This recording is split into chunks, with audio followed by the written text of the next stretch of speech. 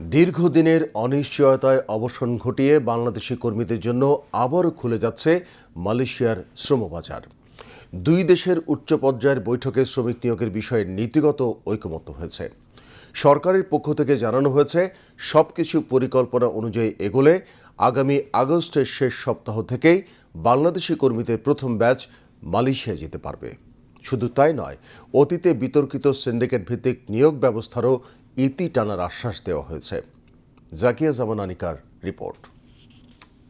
দীর্ঘদিনের অপেক্ষার অবসান ঘটিয়ে বাংলাদেশি কর্মীদের জন্য আবারও উন্মুক্ত হচ্ছে মালয়েশিয়ার শ্রমবাজার।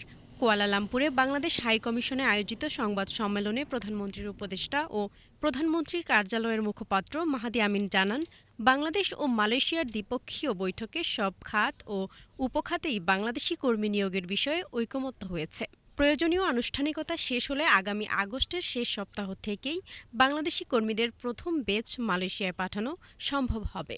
আমাদের মূল উদ্দেশ্য যত দ্রুত সম্ভব বাংলাদেশ থেকে নিয়মতান্ত্রিক জটিলতা কমিয়ে এনে এফিশিয়েন্টলি একটা স্বচ্ছ প্রক্রিয়ার মাধ্যমে অভিবাসন ব্যয় কমিয়ে বাংলাদেশ থেকে মালয়েশিয়া জনশক্তি রপ্তানি থেকে শুরু করা, এবং আগামী 1 মাসের ভিতরে যখন বাংলাদেশের উন্মুক্ত শ্রম বাজারে প্রচুর বাংলাদেশি শ্রমিক আসা শুরু করবে, আমরা যখন তাদের জীবনমানের উন্নয়ন ঘটাতে পারবো, ইনশাআল্লাহ দীর্ঘমেয়াদে বাংলাদেশের ভাগ্য পরিবর্তনে সেটি একটা বড় ভূমিকা রাখবে।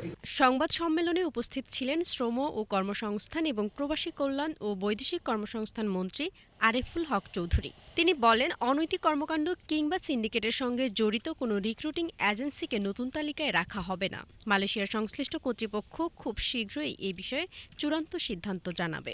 বাংলাদেশের বৈদেশিক কর্মসংস্থানের অন্যতম বৃহৎ গন্তব্য মালয়েশিয়া। নির্মাণ, উৎপাদন, কৃষি, সেবা, পামওয়েল সহ বিভিন্ন খাতে কয়েক লাখ বাংলাদেশি কর্মী সেখানে কাজ করছেন।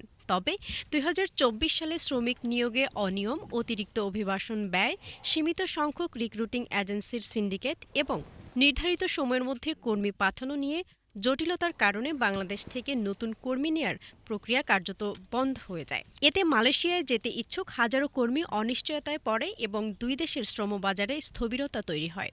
এরপর গত কয়েক মাস ধরে দুই দেশের মধ্যে ধারাবাহিক কূটনৈতিক আলোচনা, মন্ত্রী পর্যায়ের বৈঠক এবং নীতিগত সমন্বয়ের মাধ্যমে স্বচ্ছ ও জবাবদিহিমূলক একটি নতুন নিয়োগ ব্যবস্থা তৈরির উদ্যোগ নেওয়া হয়। সরকারের আশা, নতুন এই ব্যবস্থায় সব সেক্টর ও সাব সেক্টরে বাংলাদেশি কর্মীদের জন্য কর্মসংস্থানের সুযোগ তৈরি হবে। পাশাপাশি মধ্যস্বত্বভোগী ও সিন্ডিকেট নির্ভর নিয়োগ কমে আসবে এবং বিদেশগামী কর্মীদের ব্যয়ও উল্লেখযোগ্যভাবে হ্রাস পাবে। জাকিয়া জামান আনিকা, বিটিভি নিউজ।